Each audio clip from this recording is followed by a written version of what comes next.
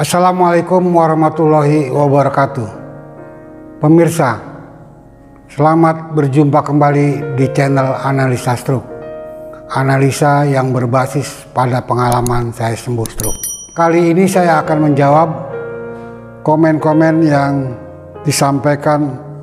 Yang pertama adalah saudara Rebeka Gumas.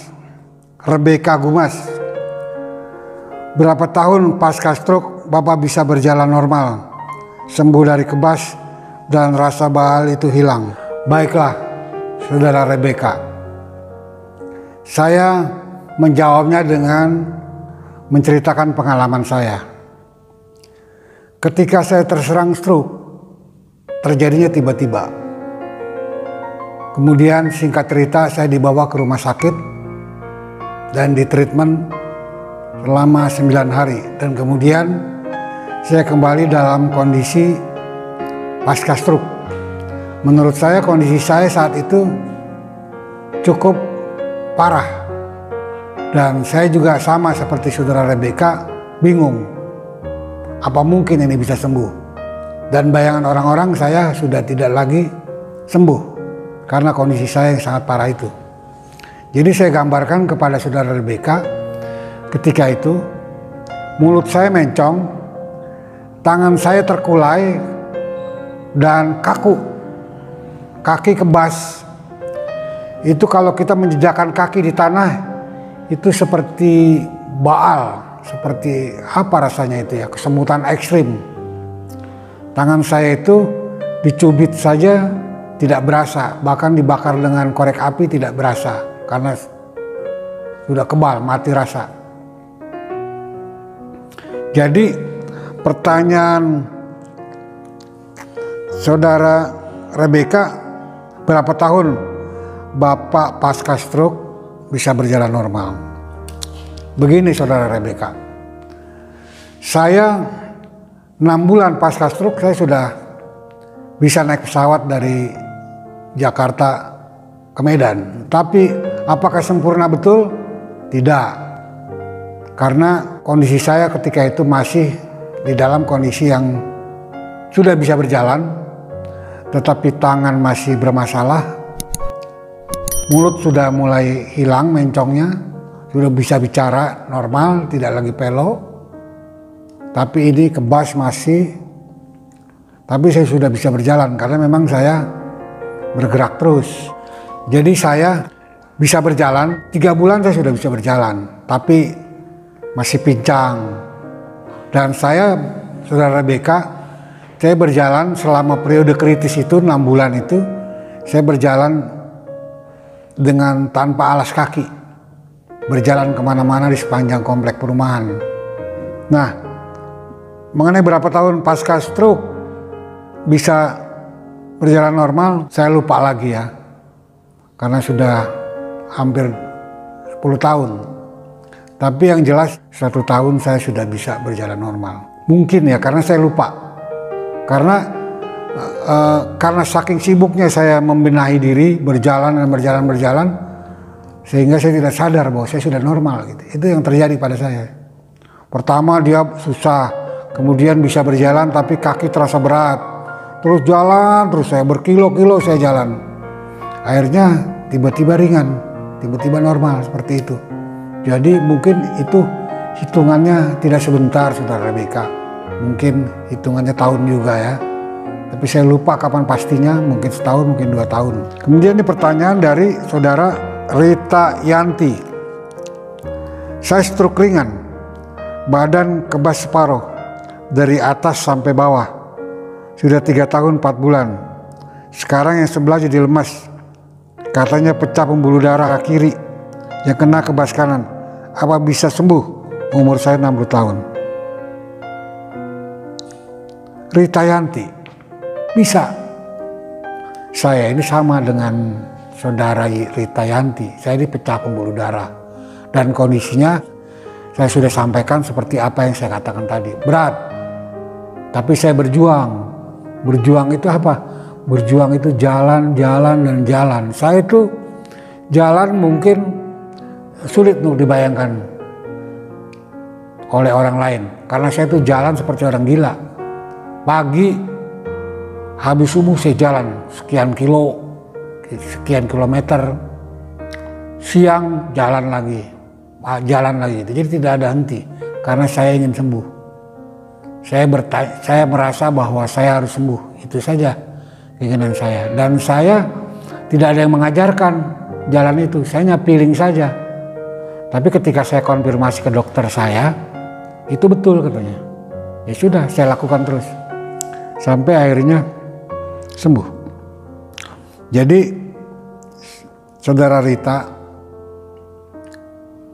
insya Allah sembuh. Jadi saya katakan saudara Rita, pernah saya sampaikan di konten sebelumnya bahwa orang stroke itu ada 3. Yang pertama, orang itu meninggal terkena stroke itu, meninggal. Kedua, orang itu cacat permanen. Yang ketiga, sembuh. Sembuh itu variatif saudara Rita. Levelnya dari A sampai Z ya. Ada yang tersisa, ada yang tidak, tapi sembuh sudah. Dan bisa beraktivitas seperti apa yang saya lakukan sekarang ini. Nah, ini saudara Rita mengatakan saya stroke ringan. Sayang saudara Rita tidak menjelaskan apakah awalnya stroke ringan, kemudian baru pecah pembuluh darah ya. Tapi kalau saya coba rekonstruksi pertanyaan saudara Rita ini, mungkin saudara Rita ini awalnya stroke ringan, kemudian pecah pembuluh darah. Memang begini saudara Rita ya, ini juga kepada pemirsa semua. Jadi stroke ringan itu adalah gejala sebetulnya, gejala. Itu bagus orang terkena stroke ringan karena diberikan oleh Allah isyarat tentang akan terjadinya stroke. Bayangkan seperti saya tidak merasakan adanya gejala itu, tapi tiba-tiba saja runtuh gitu. Jadi stroke ringan itu, saudara Rita, teorinya begini. Stroke ringan itu adalah ada penyempitan di pembuluh darah otak, tapi udara ke otak masih ada, masih terjadi. Artinya oksigen ke otak masih terjadi, tapi dia sudah berdampak kepada saraf gitu. Dia belum tertutup sama sekali. Nah, kalau pecah pembuluh darah itu dia sudah tertutup, kemudian karena tekanan darah tinggi yang begitu cepat dan kencang, maka dia membentur dinding pembuluh darah otak sehingga pecah pembuluh darah. Jadi itu pengertian stroke ringan dan stroke berat. Stroke ringan itu seperti yang saya katakan tadi, dia masih ada celah oksigen masuk ke otak, tetapi dia sudah berdampak terhadap saraf. Dan memang orang yang terkena stroke ringan harus segera ditangani. Begitu ya saudara Rita ya.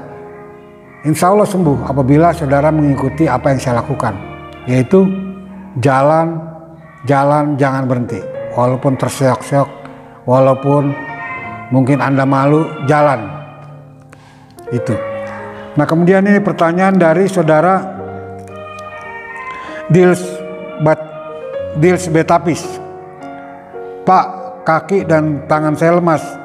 Harusnya bagaimana ya? Sakit banget. Pas saya sakit stroke. Apa bisa sembuh? Sudah 3 bulan. Wah, baru 3 bulan itu waktu yang strategis, saudara Dils. 3 bulan itu semua tangan kita masih lentur, masih seperti semula, belum kaku. Karena itu manfaatkan waktu 3 bulan itu sebaik-baiknya. Apa? Lakukan. Yang pertama Anda harus lakukan pantang makan. Kalau mau mengikuti saya nih ya, pantang makan. Makanan yang mengandung lemak jenuh, yaitu daging jangan dimakan. Daging merah jangan dimakan, daging sapi, daging kambing jangan dimakan. Kemudian kuning telur jangan dimakan. Kemudian santan jangan dimakan. Kemudian gorengan jajanan jangan dimakan. Kemudian mentega jangan dimakan. Kemudian makanan yang berbahan dasar terigu jangan dimakan, karena itu penyebab dari teleglisida.